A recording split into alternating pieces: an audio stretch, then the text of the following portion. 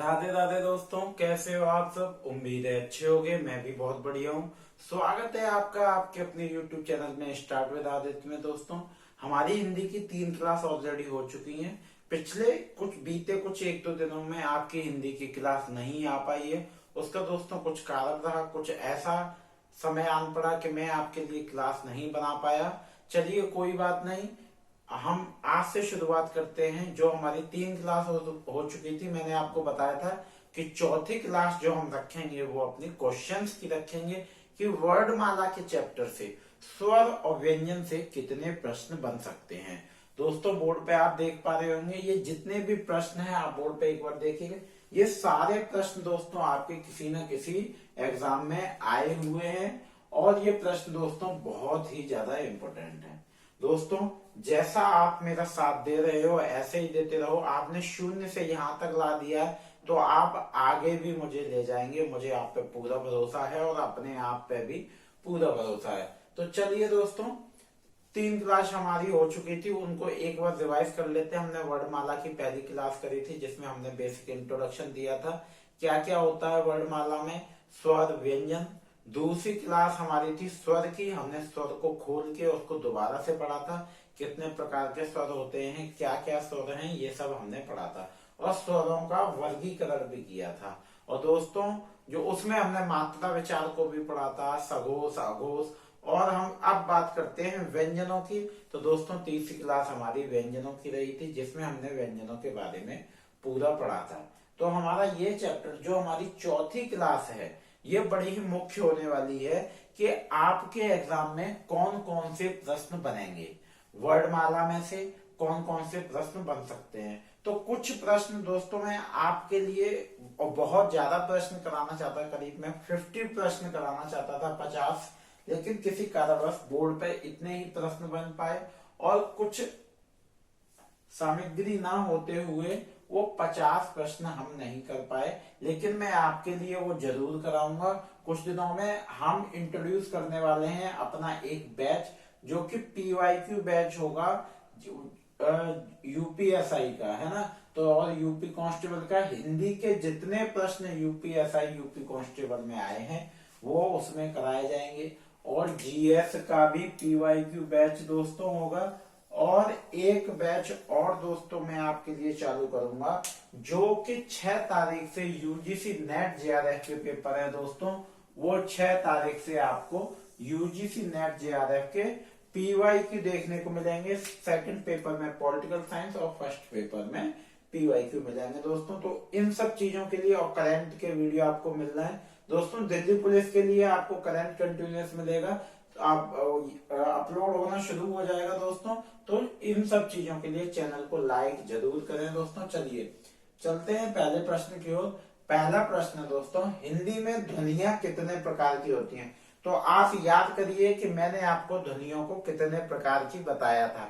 आपको याद नहीं है, मैं डिस्क्रिप्शन में वीडियो के लिंक डाल दूंगा। आप वर्णमाला की तीनों क्लास देख सकते हैं, पूरा समझ आ जाएगा। हर एक क्वेश्चन आपको मुंह जुबानी आ जाएगा, आपको ऐसे रट जाएगा, उस क्लास को देखते ही समझ आ जाएगा। मैं आपसे ये गारंटी दे सकता हूं। चलिए, पहला प्रश्न क्या है। पहला प्रश्न ये है, हिंदी में ध्वनियां कितने प्रकार की होती हैं दोस्तों। A 2, B 8, C 4 और D 6। तो दोस्तों, ध्वनियां 2 प्रकार की होती हैं, स्वर और व्यंजन। ठीक है, स्वर और व्यंजन। आपका पहला प्रश्न हो गया।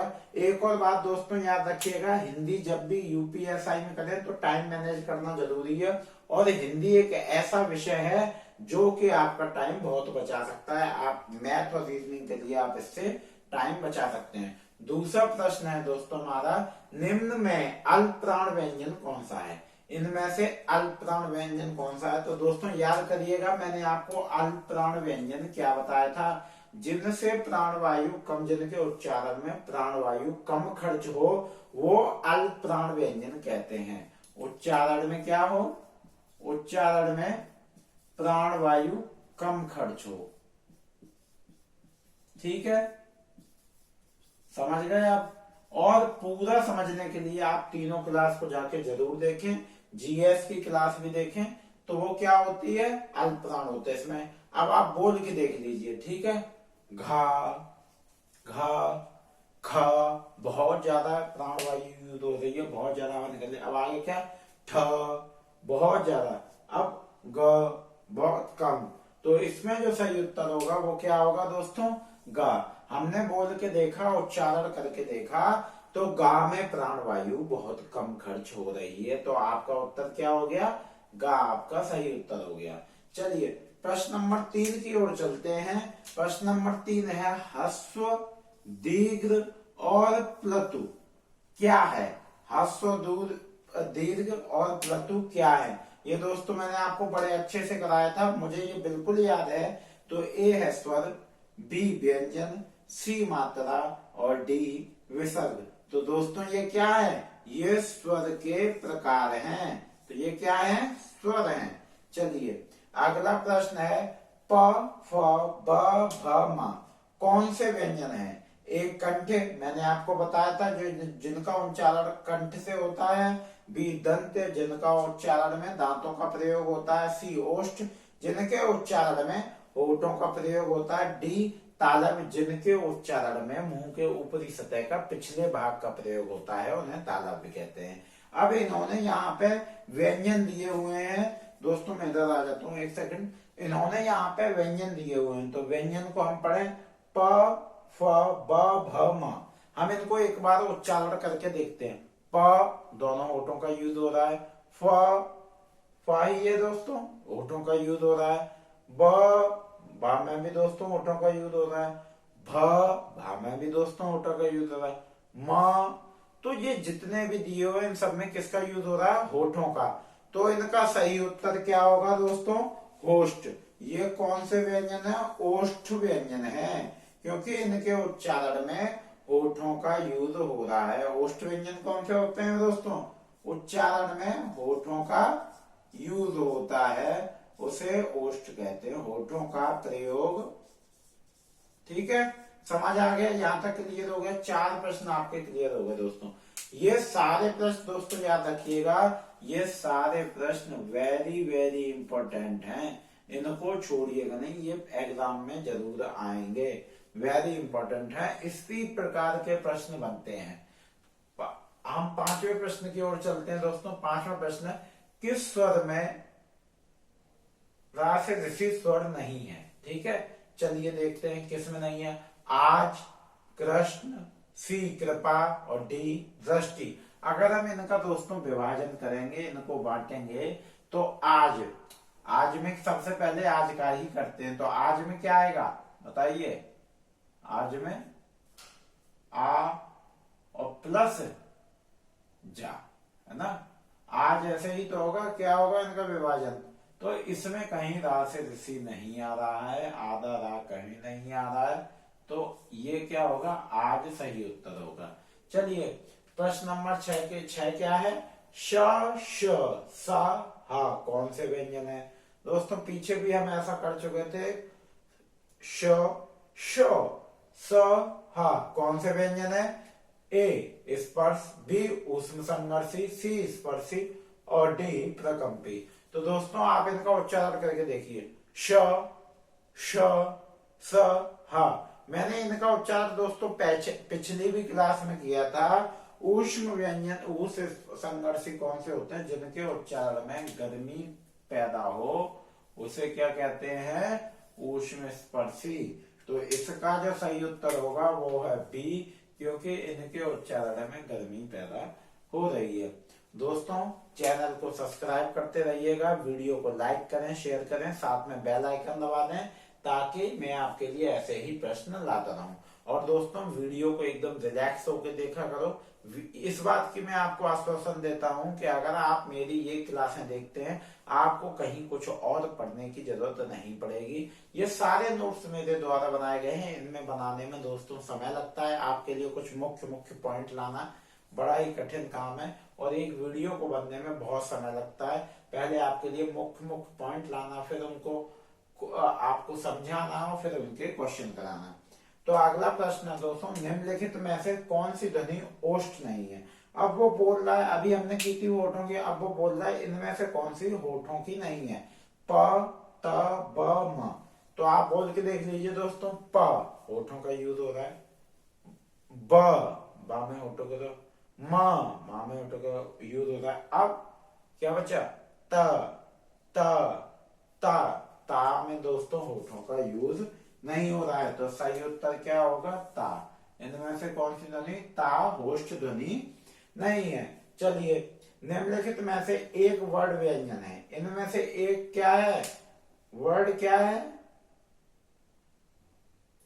एक दोस्तों माफ करिएगा, इसमें से व्यंजन नहीं है, मैंने पढ़ नहीं पाया, निम्नलिखित में से एक वर्ड व्यंजन नहीं है, तो आपका क्या होगा, एखा, बीरा, सी उ और डी या।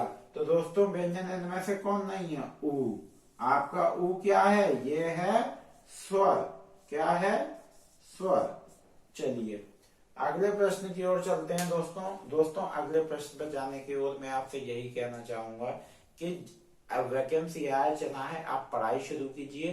पैट की अगर हम बात करें तो जैसा पैट में हुआ है वो हमें नहीं करना है, हमें टॉपिक वाइज क्लियर करते हुए चलना है, ताकि चाहे बेसिक लेवल का, चपरासी लेवल का एग्जाम हो, चाहे आईएएस का एग्जाम हो, आपका वो टॉपिक क्लियर होना चाहिए। चलिए अगले प्रश्न की ओर चलते हैं। अगला प्रश्न है दोस्तों, किस ध्वनि को अनुस्वार कहा जाता है। ऑप्शन ए, मैंने आपको बताया था दोस्तों, व्यंजन के बाद आने वाली ध्वनि, स्वर के साथ आने वाली ध्वनि, स्वर के बाद नासिक से आने वाली ध्वनि और स्वतंत्र रूप से आने वाली उच्चारण।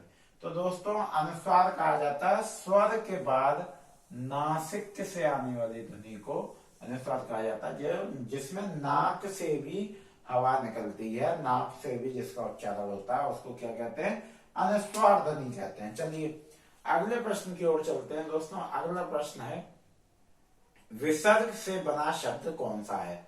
तो दोस्तों अनुस्वार, विसर्ग, नुक्ता, ये सब मैंने आपको, अर्धचंद, ये सब मैंने आपको बताया था। और यहाँ तो बहुत कम प्रश्न है, बहुत जल्द मैं आपके लिए पीवाईक्यू लेके आऊंगा, उनमें ये सारे प्रश्न आपके लिए लाया करूंगा। चलिए विसर्ग से बना शब्द कौन सा है, ए निस्पृह, बी अधः, सी द्विवत्व और डी थोड़ा सा। तो दोस्तों विसर्ग का जो चिन्ह होता है, विसर्ग का वो होता है ये आपने चिन्ह पहचान लो बस। अब विसर्ग जहां भी होगा ये चिन्ह लगा होगा, तो आपका ये क्या हो गया, ये आपका सही उत्तर हो गया, ये है निस्पृह, ये आपका विसर्ग से बना शब्द हो गया। तो दोस्तों ये आपके लिए कुछ महत्वपूर्ण प्रश्न, उम्मीद है कि ये प्रश्न आपके जरूर काम आएंगे और ऐसे ही आप मेरा साथ देते रहेंगे। दोस्तों मैं आपसे आज ये बात जरूर कहना चाहूंगा कि आप किसी की भी बातों में ना आए, जैसे पढ़ रहे हैं वैसे ना पढ़ के अपने ढंग को चेंज करें। मैंने देखा है कि सब लोग कैसे पढ़ा रहे हैं, बस जो भी वैकेंसी आती है ये इसका फॉर्म ले लो, इसमें एडमिशन ले लो, कोर्स बेचने में लग जाते हैं। असल शिक्षा को तो व्यापार बना दिया है दोस्तों, और इस व्यापार के दलदल में हम और आप जैसे छात्र पिसते जा रहे हैं। तो चलिए मैं आपको कुछ चीजें बता देता हूं दोस्तों कि हमको क्या करना है, एक एक, ठीक है, एक एक टॉपिक को क्लियर करना है। मेरे यहां आपको यही मिलेगा, ठीक है। चाहे एक इंसान भी अगर वीडियो देखेगा तो भी मैं इसी तरीके से पढ़ाऊंगा। मैं यहाँ कुछ बेचने नहीं आया हूं, आपके साथ कुछ बांटने आया हूं और आपसे कुछ ग्रहण करने आया हूं, ठीक है। एक एक टॉपिक को क्लियर करना है, यही आपको कराया जाएगा, और साथ में इंपॉर्टेंट क्वेश्चंस करने हैं, ठीक है। समझ आ गया दोस्तों। अब आपसे एक और रिक्वेस्ट है दोस्तों, रिक्वेस्ट ये है कि दिवाली तक 2000 प्लस सब्सक्राइबर करा दीजिए।